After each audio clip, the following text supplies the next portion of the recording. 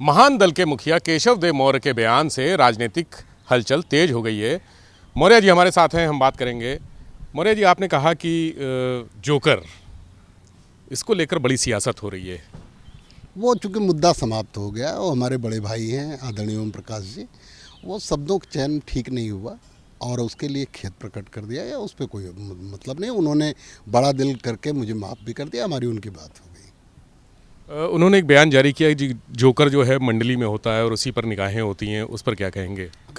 वो ये कह रहे हैं कि जोकर अगर सबको पसंद आ गया, सब उसी को देखते हैं, तो 22 करोड़ जनता अगर वोट दे देगी तो चुनाव जीत जाएंगे इसी जोकर के आधार पर। ये उनका बड़प्पन है। वो उन्होंने मुझे सम्मान दिया, अगर वो चाहते तो मुझे अपमानित कर सकते थे, लेकिन उन्होंने मेरी बात को बड़ा किया और उन्होंने बड़प्पन दिखाया आदरणीय ओम प्रकाश जी ने। मैं उनको धन्यवाद देता हूँ। लेकिन इस बात को लेकर मुद्दा गर्म इसलिए है क्योंकि अनिल राजभर जी कह रहे हैं कि राजभर का जो अपमान है और अखिलेश यादव को इस गठबंधन से हटा देना चाहिए ओम प्रकाश राजभर को, क्योंकि उनको निशाने पर रख के अपमान किया गया। जब भारतीय जनता पार्टी की सरकार में दलित पिछड़ों का हक लूटा जाता है, तब अनिल राजभर जी को नहीं समझ में आता कि अन्याय है। जब 69,000 शिक्षक भर्ती घोटाले में उल्टा सीधा किया सरकार ने, तब नहीं आता। जब पाल के बेटे को धीरेंद्र सिंह ने प्रशासन के सामने, सीओ के सामने मार डाला और उसे सुरेंद्र सिंह जी रो रहे थे, तब अनिल राजभर जी को अपमान नहीं समझ में आता। अरे हम लोग भाई हैं, एक गठबंधन में हैं, दलित पिछड़े समाज के लोग हैं, कहीं गलती हो जाती है शब्दों के चयन में। वो बड़ा दिल है उनका, ओम प्रकाश जी का, और मैं उनका छोटा भाई हूँ। हमारे उनके बीच में कोई दूरी नहीं है और ना हम उनका अपमान करना चाहते थे। आदमी का गलती से कोई चीज़ निकल जाती है, उसका कोई राजनीतिक मतलब नहीं निकालना चाहिए। लेकिन बीजेपी चाहती है कि बेमतलब तूल दे, जिससे रिश्ते खराब हों, गठबंधन टूटे। लेकिन एक कहावत है कि बिल्ली के मनाने से छींका नहीं टूटता। उनके मनाने से कुछ होगा नहीं, उनके चिल्लाने से कुछ नहीं होगा। समाजवादी पार्टी गठबंधन बहुत मजबूत है और हम सभी एक साथ हैं और आदरणीय अखिलेश यादव जी के नेतृत्व में उनके हिसाब से काम करेंगे। गलतियां तो इंसान से होती रहती हैं। इस बात को लेकर जैसा आपने कहा गठबंधन मजबूत है, गठबंधन तोड़ने की भी कोशिश हो रही है। लोग चाहते हैं कि गठबंधन बिखर जाए तो उससे क्या फ़ायदा होगा पार्टियों को? अब देखिए, गठबंधन रहते वैसे ही समाजवादी पार्टी बहुत मजबूत है और समाजवादी पार्टी के मजबूती से ज़्यादा भारतीय जनता पार्टी से लोग नाराज़ हैं। कोरोना काल में हुई ज्यादती से दलित पिछड़ों के आरक्षण छीना गया। उत्तर प्रदेश में अपराधियों को जिस तरह जाति देखकर चिन्हित किया गया, अन्याय किया गया। जो योगी जी के जाति समाज के लोग हैं, उन्होंने कुछ भी किया, खुला नाच किया, एसपी को पिटाई किया, उसका प्रमोशन करके जिलाध्यक्ष बनाया गया। तो जो संविधान की धज्जी उड़ाई गई, उससे जो बहुजन समाज है, जो दलित पिछड़ा अल्पसंख्यक समाज है, वो भारतीय जनता पार्टी से बहुत दुखी है। किसान दुखी है, इतने किसानों की हत्या हुई। लखीमपुर खीरी में किसानों के ऊपर गाड़ी चढ़ा दी गई।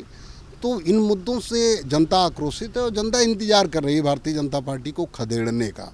और 2022 में उत्तर प्रदेश में योगी जी दोबारा नहीं आएंगे, क्योंकि जनता में बहुत गुस्सा है और 10-15 सीटों पर ही भारतीय जनता पार्टी सिमटने जा रही है और जमानत जब्त होगी भारतीय जनता पार्टी के प्रत्याशियों के। तो इसलिए वो सोच रहे हैं कि जो गठबंधन एक बड़ा बनना रहा है समाजवादी पार्टी के नेतृत्व में, आदरणीय अखिलेश जी के नेतृत्व में, उसमें कुछ मसाला मिल जाए तो हम उसको बिगाड़ें।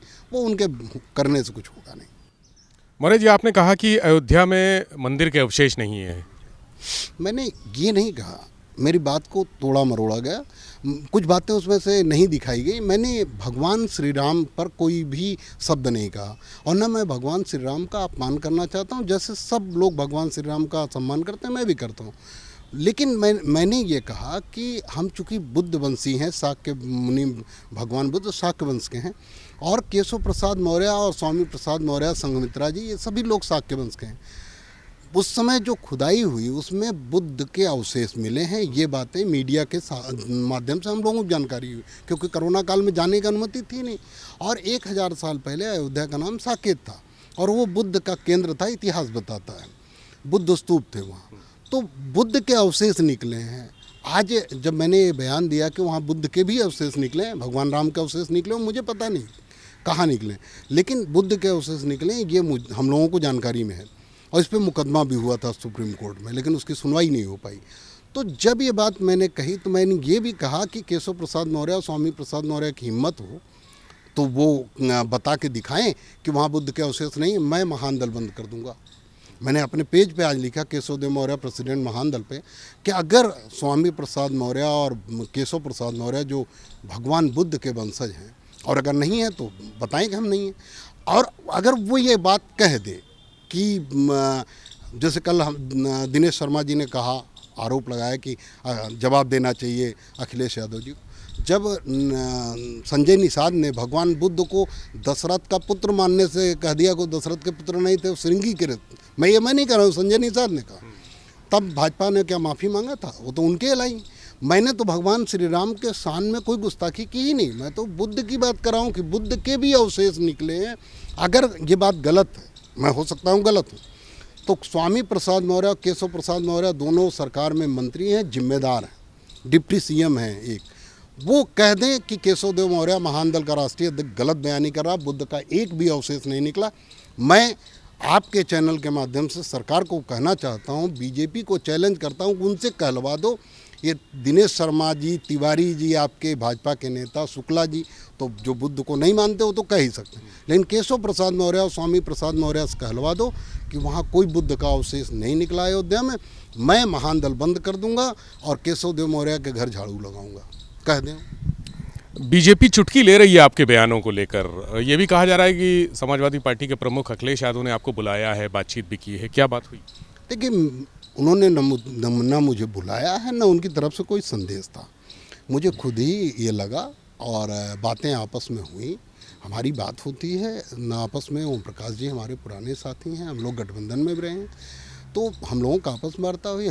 आने के बाद हमें महसूस हुआ कि यार हम कहना कुछ और चाहते थे, हो कुछ और गया, तो इसलिए हमने उनसे स्वयं बात की और हमारे आपस में तालमेल है। कोई हम लोग विरोध करते हैं। आपको याद होगा न्यूज़ 18 के कार्यक्रम में गोरखपुर में गया था, वहाँ संजय निषाद जी मेरे साथ बैठे। उन्होंने मुझे बड़ा भाई कह संबोधित किया, मैंने उन्हें क्या हम आपस में लड़ाई करते हैं क्या? हम लोगों में आपस में मानवता नहीं है क्या? है, हम लोग आपस में एक हैं, लेकिन कहीं कहीं गलतियाँ हो जाती हैं, तो ये कोई मुद्दा नहीं। और ना इसमें आदरणीय अखिलेश यादव जी को कोई ज़रूरत है और ना उन्हें इस बात को कहने की आवश्यकता है। वो बड़े व्यक्ति हैं और उन्हें हम लोग सम्मान करते हैं और उनका इशारा भी हो जाएगा तो हमारे लिए काफ़ी है।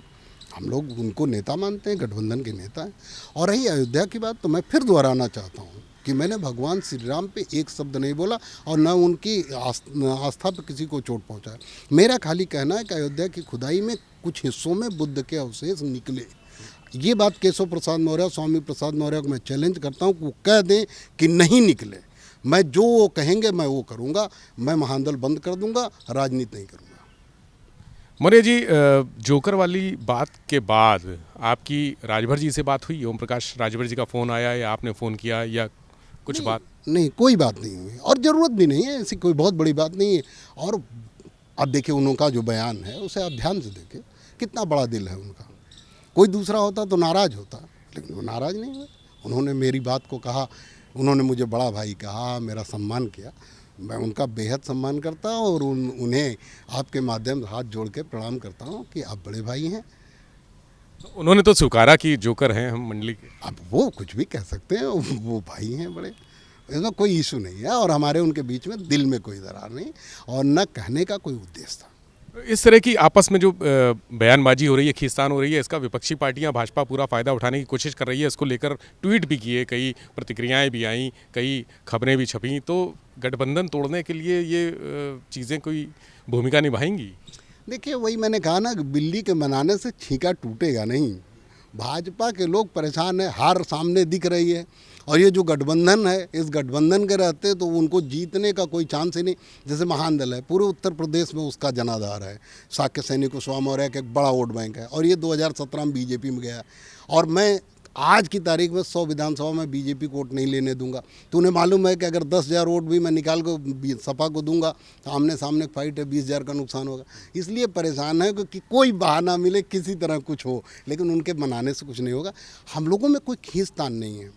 ये आप बिल्कुल साफ सुथरा भाजपा के नेता भी जान लें कि कहीं से भी भावनात्मक रूप से हम ओम प्रकाश राजभर जी के से कहीं नाराज़गी नहीं थी, न खुन्नस थी।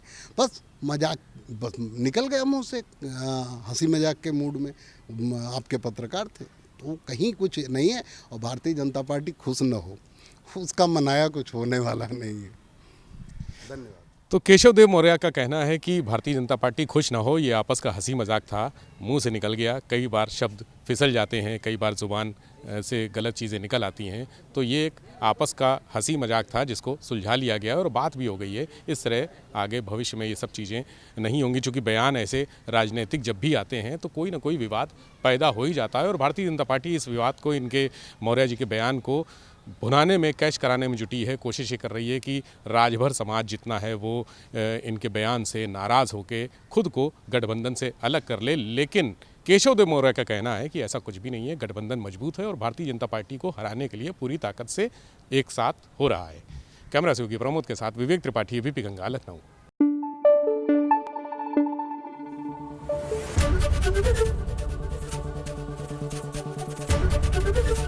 एबीपी गंगा, खबर आपकी, जुबान आपकी।